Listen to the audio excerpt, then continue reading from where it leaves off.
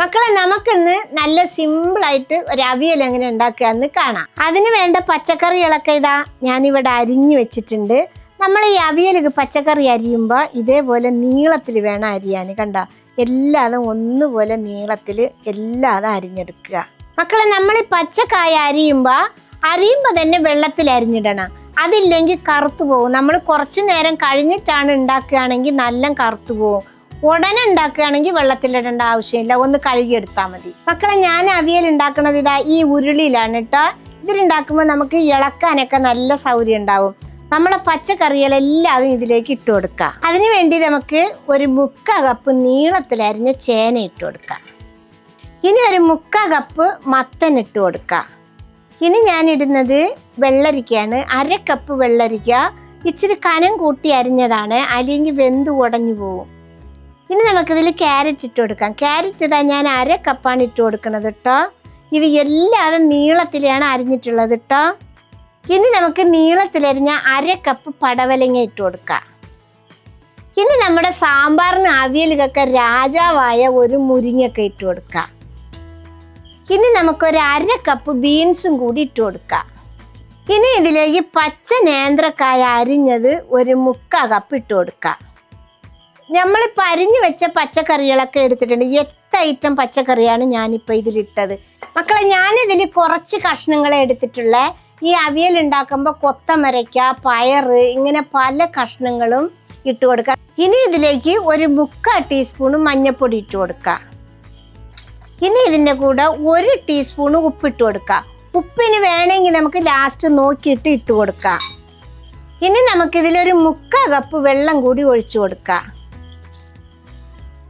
ഇനി ഇത് നമുക്ക് നന്നായിട്ടൊന്ന് ഇളക്കി ആ മഞ്ഞപ്പൊടിയൊക്കെ ഈ കായിൽ പിടിക്കുന്നത് പോലെ ഇളക്കി കൊടുക്കാം. ഇനി നമുക്കിത് മൂടി വെച്ച് വേവിച്ചെടുക്കാം. മക്കളെ, ഇത് വേവിക്കുമ്പോൾ ഒരു മീഡിയം ലെവലിൽ തീ വെച്ചാൽ മതി കേട്ടോ. അത് മാത്രമല്ല, ഇടയ്ക്കിടയ്ക്ക് ഒന്ന് ഇളക്കി കൊടുക്കണം, അല്ലെങ്കിൽ കഷ്ണങ്ങൾ അടി പിടിക്കാൻ സാധ്യത ഉണ്ട്. നമുക്കിത് തുറന്നിട്ട് ഒന്ന് ഇളക്കി കൊടുക്കാം. ഇത് കഷ്ണങ്ങളൊക്കെ വല്ലാതെ വെന്ത് ഉടയാൻ പാടില്ല, എന്നാൽ കഷ്ണങ്ങൾ വേഗവും ചെയ്യണം. ആ രീതിക്ക് വേണം നമുക്ക് കിട്ടാൻ. ഇനി മൂടിയേക്കാം. നമ്മുടെ പച്ചക്കറി വേകുമ്പോഴത്തേക്ക് അതിന് വേണ്ടിയിട്ടുള്ള ഒരു അരപ്പ് നമുക്ക് അരച്ചെടുക്കാം. അതിന് വേണ്ടി ചിരകിയ 1 കപ്പ് തേങ്ങ ജാറിലേക്ക് ഇട്ട് കൊടുക്കുക. ഇനി അതിന് വേണ്ടി വേണ്ടത് 5-6 ചെറിയ ഉള്ളിയാണ്, അത് ഇട്ട് കൊടുക്കുക. അതിൻ്റെ കൂടെ തന്നെ ഒരു 3 പച്ചമുളക് ഇട്ട് കൊടുക്കുക.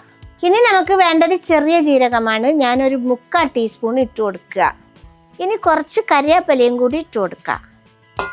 ഇനി നമുക്കിതിനെ കരട് മുരടായിട്ടൊന്ന് ചതച്ച് കൊണ്ടുവരാം. ഇത് കണ്ടില്ലേ മക്കളെ, ഇതേപോലെയാണ് ഞാൻ ചതച്ചെടുത്തിട്ടുള്ളത് കേട്ടോ. ചില സ്ഥലങ്ങളിൽ നമ്മൾ അവിയലുകൊക്കെ തേങ്ങ അരയ്ക്കുമ്പോൾ ചെറിയ ഉള്ളി ഇടില്ല, എന്നാൽ ഞാൻ തേങ്ങ അരയ്ക്കുമ്പോൾ ചെറിയ ഉള്ളി ഇടും കേട്ടോ. നിങ്ങൾക്ക് ഇഷ്ടമില്ലെങ്കിൽ ചെറിയ ഉള്ളി ഒഴിവാക്കാം.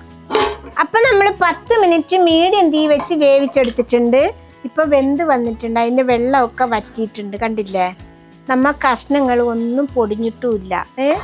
ഈ സമയത്ത് ഇനി നമുക്ക് നമ്മൾ അരച്ചു കൊണ്ടുവന്ന അരപ്പിട്ട് കൊടുക്കാം.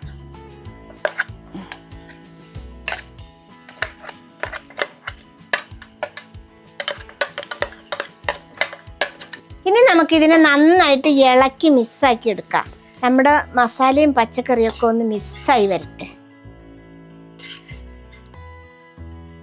തീ ഏറ്റവും കുറവിൽ വെച്ചിട്ട് നമുക്കൊരു 2 മിനിറ്റ് ഇളക്കി കൊടുക്കാം. അതെന്തിനാ വെച്ചിട്ടാ, ഈ തേങ്ങ ഒക്കെ ഒന്ന് ചൂടായി വരാൻ വേണ്ടിയിട്ടാ.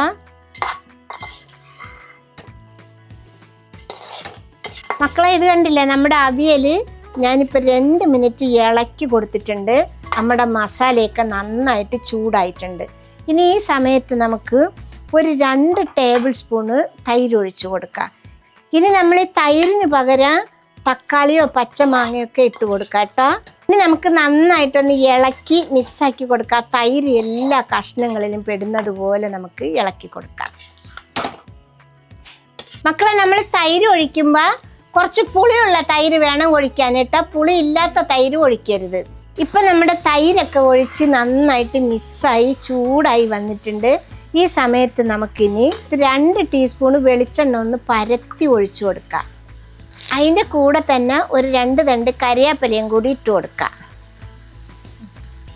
ഇനി നന്നായിട്ടൊന്ന് ഇതുകൂടി ഒന്ന് ഇളക്കി മിക്സാക്കി എടുക്കാം. മക്കളെ, നമ്മുടെ അവിയൽ ഉണ്ടാക്കാൻ ഇത്തിരി പണിയേ ഉള്ളൂ കേട്ടോ. നല്ല സിമ്പിളായിട്ട് നല്ല അടിപൊളി അവിയലാണ് ഉണ്ടാക്കാൻ പറ്റുക. നമ്മുടെ അവിയൽ റെഡിയായി. അപ്പം മക്കളെ, നമ്മൾ സിമ്പിളായിട്ട് ഉണ്ടാക്കുന്ന അവിയൽ ഇത്രയേ ഉള്ളൂ പണി. അപ്പം എല്ലാവരും ഇതേപോലെ ഒരെണ്ണം ഉണ്ടാക്കി നോക്കണം. ഇഷ്ടപ്പെട്ടാൽ സബ്സ്ക്രൈബ് ചെയ്യുക, ലൈക്ക് ചെയ്യുക, കമൻറ്റ് ചെയ്യുക, ഷെയർ ചെയ്യുക. മക്കളെ ഫോളോ ചെയ്യാനും കൂടി മറക്കരുതേ.